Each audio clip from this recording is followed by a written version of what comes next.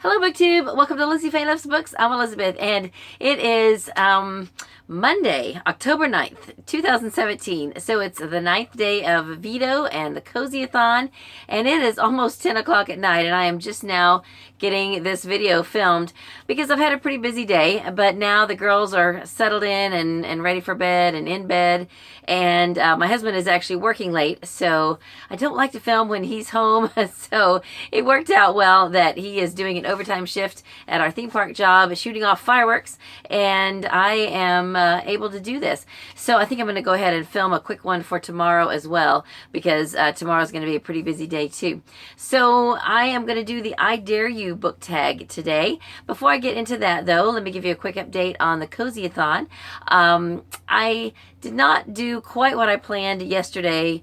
The challenge that I was going to do was to read a book purely for escapism. And I had said that I would try to read a chapter in my new Jan Karen book, which is To Be Where You Are. Now, I spent most of the day, we went to church in the morning, and then the church we go to now doesn't have an evening service.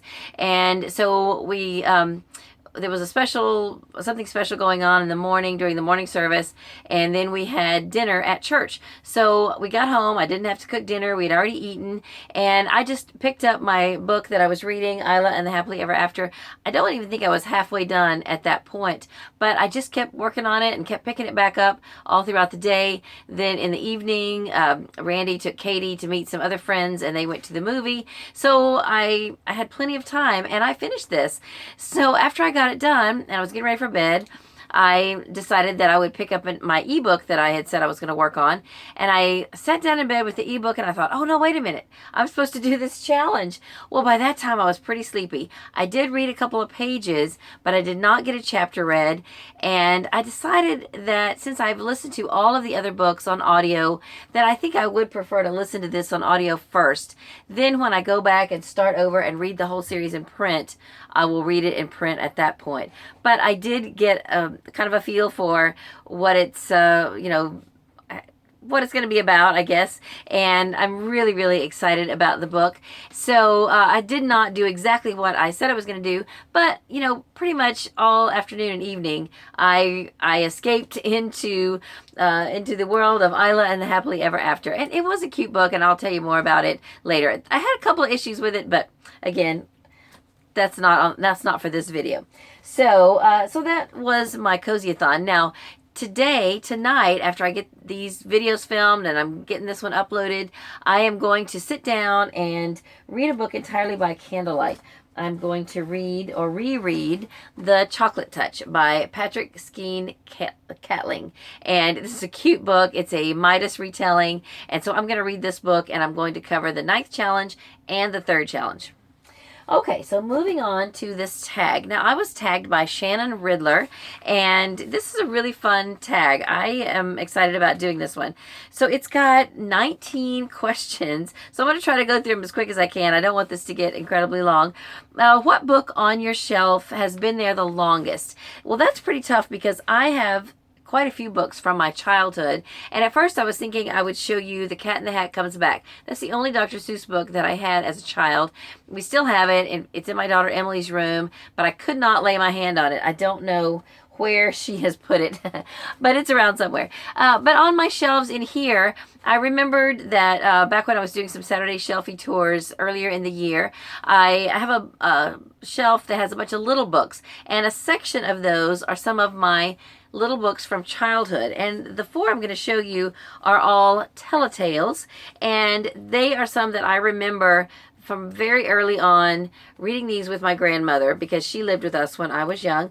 I have Peter Rabbit, and the interesting thing is this does not give Beatrix Potter credit anywhere. It does say that it is illustrated by Jack and Louise Myers, and it's put out by the Whitman Publishing Company, but I cannot find Beatrix Potter's name anywhere, and I thought she wrote the story, but maybe she's just well known for illustrating it a long time ago. I don't know, but anyway, Peter Rabbit. And then here's one called Happy. It is so cute, and it is by Marion Borden.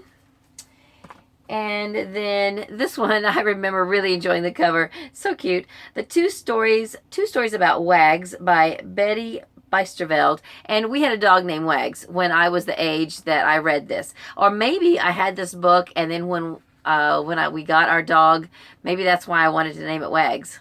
Very possible. I don't know.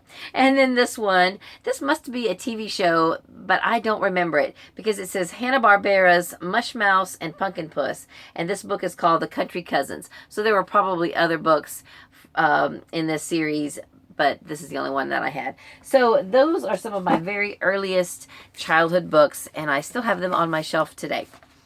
Okay. Current read, last read, and next read. So I have 3 books that I am currently reading. I have started a couple of new ones since my last Friday reads, but I am still reading The Second Sister by Marie Bostwick. I am listening to this on audio. And I have also started The Readers of Broken Wheel Recommend by Katarina Bevald, and that is really good. And then I started reading just today The Rose and the Dagger by Renee Ahdieh. So that's what I'm currently reading. And the book I have finished most recently is Isla and the Happily Ever After. I finished it last night. And then the book that I plan to read next tonight is The Chocolate Touch by Patrick Skeen Catling. Okay, so moving on then. The next question is a book that everyone likes but you hated. Okay, hated is pretty strong, but there is a book that I had some really difficulties with that everyone else just seems to love, and that's Eleanor and Park. And here's the deal. It really boils down to a couple of different characters, but it was partly where the 2 characters in the book just had really foul mouths. And one of them was a student that was on the bus, and it happened to be the very first chapter. So the very first chapter of the book, I first started listening to this on audio, and I listened to audiobooks in my kitchen. So, and this has been a couple years ago now, I put the CD in, I turned it on, and all of a sudden I hear, all this foul language, and I had to run to shut it off because my kids are around. And I thought, what is this? So I went to, I guess, Goodreads, or maybe it was Amazon, and I got a sample of the book to see if it was going to be like that the entire way through the book. Well, it was not. It was pretty much that first chapter, because that's the encounter with Eleanor and Park on the bus, and there's another character on the bus that is just has a really foul mouth. And then there is a scene or two later on with Eleanor's father or stepfather, I can't even remember now, and he's got a pretty foul mouth. Well, both of these characters, I certainly understand, because of the characters that they're going to speak horribly. However, that, if you guys remember on that very first page or very first chapter, when Park gets kind of disgusted and he uses the F word with Jesus' name, I can't handle that. I just can't. Now, he did have some remorse about that in the book, at least. I mean, at least he had some remorse about saying that. But oh my goodness, as a Christian, that was incredibly offensive to me. And that reason alone made me sour on the whole book because of that phrase. So that's why everybody seems to love it, but I just can't ignore the fact that he said Jesus' name with the F word. I just can't ignore that. So, all right.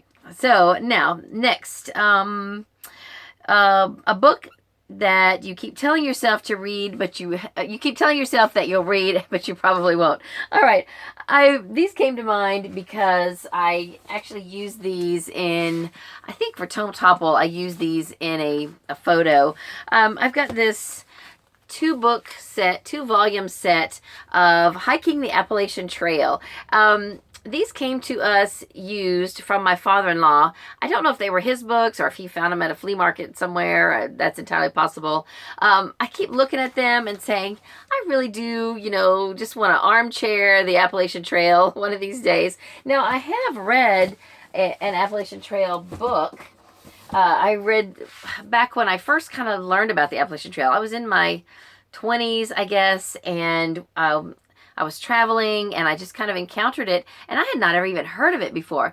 And so I picked up this book, The Appalachian Trail Backpackers Planning Guide by Victoria and Frank Logue, and I read this cover to cover back when I thought it might be possible that I might someday hike the Appalachian Trail.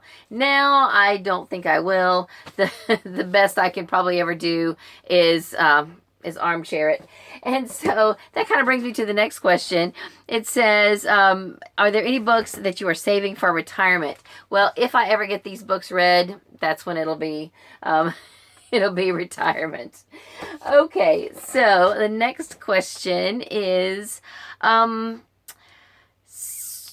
the last page. Do you read it first or do you wait till the end? I look at the last page to see how many pages there are, but I really try hard not to see any of the words. Every once in a while I'll catch a glimpse of something, but it usually doesn't really give much away. There's very few books that the very last page gives much in the way of spoilers. Usually it's, even a chapter, before the very end. With one exception, though, I just finished a few weeks ago, I finished the second Magnus Chase book, the very last sentence.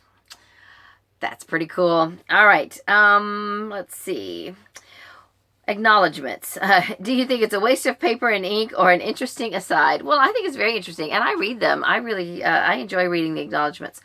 All right, which book character would you switch places with? That's tough because most of the books, most books have some issues and problems that you don't necessarily want to have to go through. But I did think of one that I think I would switch places with, maybe not permanently, but at least for a day or two, and that is Laura Ingalls Wilder. In particular, I would switch with her when they were living on the banks of Plum Creek. This is when they lived in the dugout. I just think that would be so cool to stay in a dugout. Now, I have visited this location, and the dugout is filled in now. There's just kind of a little hump in the ground, but it is open. It's on someone's private property, but it is preserved, and there's directions and signs where you are allowed to go back in there and see where this actual site is, and it's just the neatest thing. So if I had to trade places with somebody, a day or two, I would trade with Laura in this in this book. And now it doesn't have to be just this book. I would happily trade with her in a lot of other places. Now, there is a place I would just go and visit, and that's Mitford. But I don't want to trade places with anybody. I want to meet every single one of these people in Mitford. I would just go there and join them. So I wouldn't trade places with anybody. All right. Let's see. A book that reminds you of a specific place, time, or person. Okay. I wasn't really thinking about something that reminded me of someone else. I was just thinking about a book I've read fairly recently that I can really relate to, and that is So Deadly by Elizabeth Lynn Casey. This is the first book in the Southern Sewing Circle mystery series. Now, the main character is a librarian, and she's in a sewing group, and I am not any of those things, but there's a lot of similarities to her situation. She's coming, I think, out of college, moving across the country to a different region of the United States that she's not familiar with. It's different than how she grew up. And I see a lot of similarities to how I felt as a person straight out of college, moving from Oklahoma to Florida and being in a professional job and having, difficulties and just adjusting. So this reminded me of me when I was younger. All right, let's see. The next one is number 10. Name a book you acquired in an interesting way. And I forgot to come up with a book for that one. Oh goodness, I was thinking of something and now I have forgotten. I get books in a lot of interesting ways. How about, well, just most recently, and you've been watching some of my videos, I recently got a huge windfall of books that came from a storage facility because the person who bought that unit at an auction didn't want the books, and they went off and left him. And so through another friend who happened to be there and helping the people clean it out, she called me and said, hey, do you want these books? So that's kind of interesting, I guess. And we ended up with 30 bins of books. So, so we'll go with that one. And then, have you ever given a book away? Oh, well, let me go back. Okay, it says name a book you acquired. So one of the books that I acquired from that haul, this was one of the ones I saw it in the top of the box and I knew immediately I was keeping it, is Daisy Faye and the Miracle Man by Fannie Flagg. I believe this was her debut novel. It's partially autobiographical, and this was the only Fannie Flagg book that I didn't have. So I did get that from that haul. All right. Have you ever given a book away for a special reason to a special person? I forgot to pull it out, but let me see if I can, without making all my shelves fall. I have 2 books here that I read these at the library, and then I went on eBay or Amazon or somewhere and I bought them for my mom because they're beautiful. She introduced me to Anne of Green Gables. We were both adults. I don't think she read it as a young person. This is the Anne of Green Gables Treasury and the Anne of Green Gables Christmas Treasury. So I got them for my mom, and I was thinking that I had, oh yeah, in this one I did write in it. And then, so after my mom passed away, they came back to me. But these were very special books. I just think they're beautiful, and I wanted my mom to experience their beauty as well. All right. Which book has been with you the most places? The Bible. Many different editions and copies over the years, but I try not to go anywhere on a trip or anything without taking my Bible. And then, any required reading that you hated in high school that was not so bad 2 years later. I don't know what's the significance of 2 years later, but I can't really think of anything I had to read in high school other than the stuff out of the textbooks. I know that we read some Shakespeare because my hometown was only 20 miles from where the Oklahoma Shakespearean Festival is held, and that festival actually started when I was in school. I'm pretty sure I remember when it first got started, and it's still going to this day. And so we read some Shakespeare, and we went to some Shakespeare plays. I remember reading a little bit of Beowulf and some Don Quixote, but I don't I didn't hate them. I didn't really understand them, at least not Beowulf. But I've never gone back and reread it. So I probably should. I really don't know what Beowulf is about, so maybe I should go back and read some of that. Used or brand new? Well, either or, both, any, just books in general, but I'd say the majority of my books are probably used. And have you ever read a Dan Brown book? No. I have bought some that I've bought for other people, but I have not ever read one myself. And a movie that you liked more than the book? I've got a couple here that come to mind. The first one that came to mind that I've read more recently is The Postman by David Brin. This movie was with Kevin Costner, and the main thing I liked better about the movie was the ending. The ending was completely and totally different, and in the movie I liked it so much better. And then Jurassic Park. Now I watched the movie before the book, and so I think for that reason I like the movie a little bit better than the book. But that was years ago. I can't remember a lot of the differences now. I think, anyway. A book that has made you hungry, probably the Hannah Swenson baking novels or the Baking Mysteries by Joanne Fluke. There's a lot of good recipes in those books. Who is the person whose book advice that you will always take? And that would be my sister, Charla.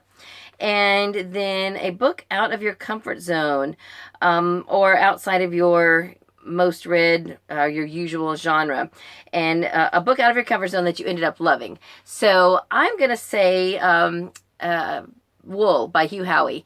I thought that book was fantastic, and I don't read a lot of sci-fi. I read some, but it's not the regular, everyday, average thing that I read, and I thought that book was great. And one I'm thinking about that was farther back, like several years ago, when I first started reading Newbery Winners, I read The Graveyard Book, and I really enjoyed that. And that is a book that I would never have picked up if it hadn't been a Newbery winner. So that one as well, I think is a good example of that. So I hope I didn't skip any of them. There's supposed to be 19 questions. If I go back and watch this and find that I skipped one, then I'll just write my answer in the description. I probably won't get these questions typed up and added to my description until tomorrow, the next day, but I am going to get this video up tonight so that I will have a video for today for VEDO. So that's all I have for this video. I hope you're having a great day. Thank you, Shannon, for tagging me. I will tag some other people, but I will probably just type it in the description. So I hope you're having a great day. Read a good book, and God bless you.